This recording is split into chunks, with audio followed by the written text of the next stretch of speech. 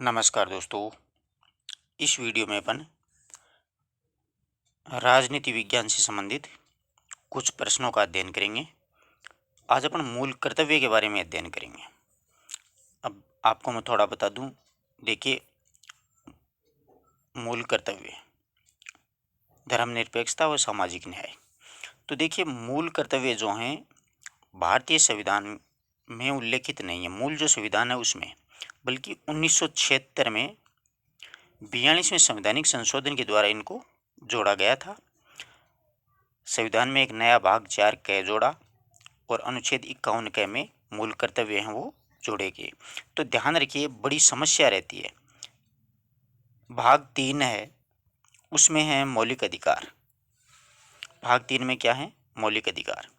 भाग जो 4 है अपना, भाग 4 में है नीति निर्देशक तत्व, अनुच्छेद 36 से 51 तक। अब भाग 4 कैसे आप कर्तव्य, ऐसे भाग 4 कैसे कर्तव्य, इस प्रकार से आप याद रख सकते हो। अक्सर परीक्षाओं में ये प्रश्न पूछा जाता है और बड़ी कंफ्यूज होती है। कभी कभी 4 कर देते हैं, कभी कभी 4 तो कर्तव्य शब्द आ जाएगा। इसका मतलब कैसे आप कॉमन कर सकते हो। 4 में क्या है? मूल कर्तव्य, और अनुच्छेद 51 जोड़ा गया। ठीक है, इनकी चर्चा करेंगे। तो देखिए, मूल कर्तव्यों का उल्लेख संविधान के किस भाग में? पहला प्रश्न ये है, भाग 4 के अनुच्छेद 51 में। तो मूल कर्तव्य भाग 4 के इस प्रकार से याद रखिए। जबकि नीति निर्देशक तत्व जो हैं वो भाग 4 में है। सिर्फ भाग 4 में नीति निर्देशक तत्व है, अनुच्छेद 36 से 51 तक है। तो मूल जो कर्तव्य हैं वो संविधान के भाग 4 के अनुच्छेद 51 के में जोड़े गए हैं। मूल संविधान में कितने मौलिक कर्तव्यों का उल्लेख है? मूल संविधान में एक भी मौलिक कर्तव्य नहीं है। जबकि इनको देखो, आपको मैंने अभी बताया था, मूल कर्तव्य 42वें संवैधानिक संशोधन 1976 में जोड़े गए। उनकी संख्या 10 थी, परंतु वर्तमान में बहुत बार ये प्रश्न पूछा जाता है, वर्तमान में मौलिक कर्तव्य कितने हैं? तो 11 हैं। वर्तमान में मौलिक जो कर्तव्य हैं, मूल कर्तव्य हैं, वो 11 हैं। 42वें संवैधानिक संशोधन 1976 में इनको जोड़ा गया था, ये भी ध्यान में रखिएगा। और ये किस समिति की सिफारिशों से जोड़े थे? वो है सरदार स्वर्ण सिंह समिति की सिफारिशों से मूल कर्तव्य हैं वो 42वें संवैधानिक संशोधन 1976 में जोड़े गए थे। कई बार समिति का भी नाम पूछ लिया जाता है। तो 11वां जो मूल कर्तव्य है वो 2002 में जोड़ा था। कब जोड़ा था? 2002 में जोड़ा था। अटल बिहारी सरकार ने 11वां मौलिक कर्तव्य, वो ये है, 6 से 14 वर्ष के जो बच्चे हैं उनको शिक्षा देने की वजह से, यानी 6 से 14 वर्ष के जो बच्चे हैं उनको निःशुल्क और अनिवार्य शिक्षा देने वाला जो मूल कर्तव्य है वो 11वां कर्तव्य है। ये ध्यान में रखना आप।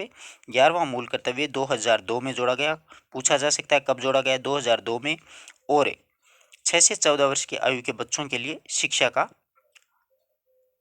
शिक्षा उपलब्ध करवाने वाला ये मौलिक कर्तव्य 11वां मौलिक कर्तव्य है। 6 से 14 वर्ष के बच्चों को अनिवार्य और निःशुल्क शिक्षा उपलब्ध करवाना, ये सरकार की जिम्मेदारी है। ये 11वां मौलिक कर्तव्य है।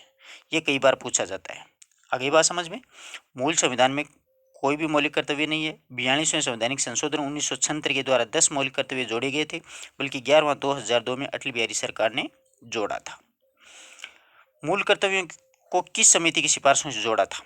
अभी अपने ऊपर चर्चा की है। मूल कर्तव्यों को किस समिति की सिफारिशों से जोड़ा है? तो सरदार स्वर्ण सिंह समिति की सिफारिशों से मूल कर्तव्य हैं उनको जोड़ा था। बहुत अच्छा प्रश्न है, कई बार पूछा जाता है कि किस समिति की सिफारिशों से मूल कर्तव्यों को जोड़ा गया था। तो सरदार स्वर्ण सिंह समिति की सिफारिशों से जोड़ा गया था। ध्यान में रखिए इस बात को भी। धर्म को कभी राजनीति से अलग नहीं किया जा सकता, यह कथन किसका है? अच्छा प्रश्न है। धर्म को कभी राजनीति से अलग नहीं किया जा सकता, यह महात्मा गांधी के द्वारा कहा गया कथन है। धर्मनिरपेक्षता किसका विरोध करती है? धर्मनिरपेक्षता धार्मिक वर्चस्व का विरोध करती है। धर्मनिरपेक्षता होती है वो धार्मिक वर्चस्व, यानी एक धर्म का वर्चस्व नहीं हो, जबकि सभी धर्मों को समान रूप से माना जाना चाहिए। धर्मनिरपेक्षता के यूरोपीय मॉडल में धर्म की क्या विशेषता है? धर्मनिरपेक्षता के यूरोपीय मॉडल में धर्म की क्या विशेषता है? तो देखिए, यूरोपीय मॉडल में धर्म एक निजी मामला है। यूरोपीय मॉडल में धर्म वो क्या है? एक निजी मामला। धर्मनिरपेक्षता की संकल्पना के लिए क्या महत्वपूर्ण है? धर्मनिरपेक्षता की संकल्पना के लिए महत्वपूर्ण चीज क्या है? अंतर्धार्मिक व अंतःधार्मिक समानता। धर्मनिरपेक्षता की संकल्पना के लिए अंतःधार्मिक और अंतः धार्मिक समानता। सामाजिक न्याय के विरुद्ध है, यानी सामाजिक न्याय के विरुद्ध है हाशियाकरण है।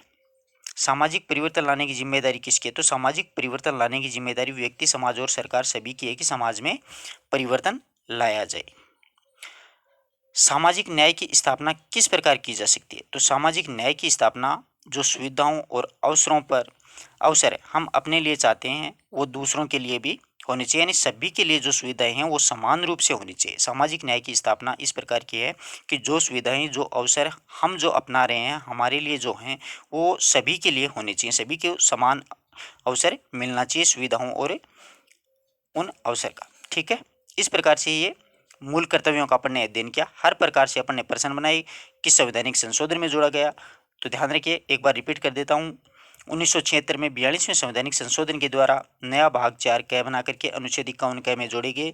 उस समय 10 थे, जबकि 2002 में 51 ए के अंतर्गत 11वां मूल कर्तव्य और जोड़ा, जिसमें 6 से 14 वर्ष बच्चों के लिए निःशुल्क व अनिवार्य शिक्षा का प्रावधान किया गया है।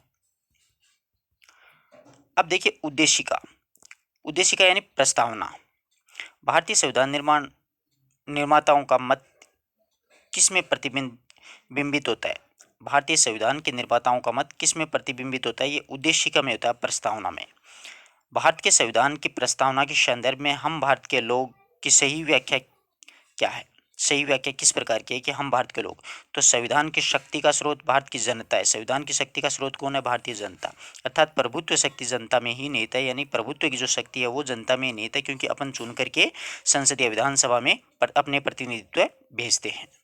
भारतीय संविधान की दार्शनिक आधारभूमि क्या है? भारतीय संविधान की दार्शनिक आधारभूमि प्रस्तावना को कहा जाता है। अच्छा प्रश्न है मित्रों। भारतीय संविधान की दार्शनिक आधारभूमि क्या है? प्रस्तावना। भारतीय संविधान की उद्देशिका और प्रस्तावना में एकमात्र संशोधन कब किया गया था? बहुत बार पूछा जाता है। सिर्फ 1942 में 42वें संवैधानिक संशोधन 1976 में उद्देशिका या प्रस्तावना में एक बार संशोधन किया गया, मात्र एक बार। 42वें संवैधानिक संशोधन 1976 में किया गया। और 42वें संवैधानिक संशोधन 1976 में यानी प्रस्तावना उद्देशिका में क्या शब्द जोड़े थे? ये बहुत बार पूछा जाता है। समाजवाद, धर्मनिरपेक्षता और अखंडता, ये 3 शब्द जोड़े गए थे 42वें संवैधानिक संशोधन 1976 में। समाजवादी, पंथ निरपेक्षता और अखंडता। और भारतीय संविधान की उद्देशिका प्रस्तावना में संशोधन वो एक बार ही किया गया था, 42वें संवैधानिक संशोधन 1976, और उसमें ये 3 ही शब्द जोड़े थे, समाजवाद, धर्मनिरपेक्षता और अखंडता। भारतीय संविधान का कौन सा भाग भारतीय संविधान की आत्मा कहलाता है? भारतीय संविधान का कौन सा भाग भारतीय संविधान की आत्मा है? प्रस्तावना को भारतीय संविधान की आत्मा और इनको आत्मा जवाहरलाल नेहरू के द्वारा कहा गया था सबसे पहले। और वर्तमान में संपूर्ण संविधान की जो आत्मा है वो संविधान की प्रस्तावना या उद्देशिका को ही कहा जाता है। जबकि भीमराव अंबेडकर ने अनुच्छेद 32 को संविधान की आत्मा कहकर के पुकारा। उसमें 5 प्रकार की रिटें दायर की जाती हैं, जो अपन ने पीछे वीडियो में मूल अधिकारों में चर्चा की थी। इस प्रकार से दोनों ही प्रश्नों को अच्छे से ध्यान रखना। अंबेडकर के बारे में पूछे तो अनुच्छेद 32 भारतीय संविधान की आत्मा को मानते हैं, जबकि वैसे भारतीय संविधान की आत्मा उद्देशिका प्रस्तावना जवाहरलाल नेहरू के द्वारा सर्वप्रथम कहा गया था। भारतीय संविधान की प्रारूप समिति के समक्ष प्रस्तावना का प्रस्ताव किसने रखा? सबसे पहले प्रस्तावना का प्रस्ताव है वो जवाहरलाल नेहरू के द्वारा रखा गया था। बहुत अच्छा प्रश्न है। भारतीय संविधान की प्रारूप समिति के समक्ष प्रस्तावना का जो प्रस्ताव है सबसे पहले नेहरू जी के द्वारा रखा गया था। 13 दिसंबर 1946 को नेहरू ने उद्देश्य का प्रस्ताव रखा, जो 22 जनवरी 1947 को संविधान सभा के द्वारा पारित किया गया। ध्यान रखना, अच्छा प्रश्न है, परीक्षा उपयोगी प्रश्न है। प्रस्तावना की शुरुआत किस संविधान की तर्ज पर की गई? तो भारतीय संविधान की प्रस्तावना की शुरुआत अमेरिका के संविधान की तर्ज पर की गई है। शब्द चयन के मामले में भारतीय प्रस्तावना ऑस्ट्रेलिया के संविधान की प्रस्तावना के नजदीक है। शब्द चयन के मामले में तो भारतीय प्रस्तावना ऑस्ट्रेलिया के संविधान की प्रस्तावना के अधिक नजदीक है। और भारतीय संविधान की प्रस्तावना के प्रारंभिक शब्द वी द पीपुल यूएनओ के चार्टर पे लिया गया है। वी द पीपुल ये जो शब्द है वो यूएनओ चार्टर से लिया गया है। नेक्स्ट देखिए, प्रस्तावना संविधान का अंग है, संसद इसमें संशोधन कर सकती है। प्रस्तावना में संसद संशोधन कर सकती है, लेकिन आधारभूत ढांचे से संबंधित कोई तत्व संशोधन से प्रभावित नहीं होना चाहिए। ये कथन किस और कैसे कहेंगे? तो ये केशवानंद बनाम केरल राज्य के द्वारा केशवानंद भारती बनाम केरला जी के द्वारा 1971 में ये बात है वो कही गई थी कि भारतीय संविधान का प्रस्तावना भारतीय संविधान का अंग है, संसद इसमें संशोधन कर सकती है, लेकिन आधारभूत ढांचे में संबंधित कोई तत्व संशोधन से प्रभावित नहीं होना चाहिए। ये जो कथन है वो केशवानंद भारती बनाम केरला जी 1973 के द्वारा कहा गया था। अच्छा प्रश्न है, भारतीय संविधान की प्रस्तावना में दिए गए आश्वासनों का सही क्रम, बहुत अच्छा प्रश्न है, पूछे जाने योग्य प्रश्न है। भारतीय संविधान की प्रस्तावना में दिए गए आश्वासन है उनका सही क्रम होगा पहले न्याय, फिर स्वतंत्रता, फिर समानता, फिर प्रभुत्व है। अच्छी तरीके से ध्यान रखिएगा, पूछे जाने योग्य कथन है, काफी अच्छा कथन है कि भारतीय संविधान में प्रस्तावना में दिए गए आश्वासनों का सही क्रम होगा न्याय, स्वतंत्रता, समता और बंधुत्व है। प्रस्तावना में लोग और नागरिकों दोनों शब्दों का प्रयोग किया गया। पूछा जा सकता है कि भारतीय संविधान में किसका प्रयोग किया गया है, तो लोग और नागरिकों, इन दोनों शब्दों का प्रयोग है वो किया गया है। इस प्रकार से अपन ने मूल कर्तव्य और प्रस्तावना के बारे में चर्चा की है। इससे संबंधित मूल कर्तव्य और प्रस्तावना से बाहर कोई भी तरीके का प्रश्न नहीं जाएगा। आप पूरे प्रस्तावना को एक बार पढ़ लीजिए, फिर इन प्रश्नों को अगर आप सोल्व करोगे तो आपके पूरा कंसेप्ट है वो क्लियर हो जाएगा। तो मिलते हैं एक नए वीडियो नए टॉपिक के साथ, तब तक के लिए नमस्कार दोस्तों।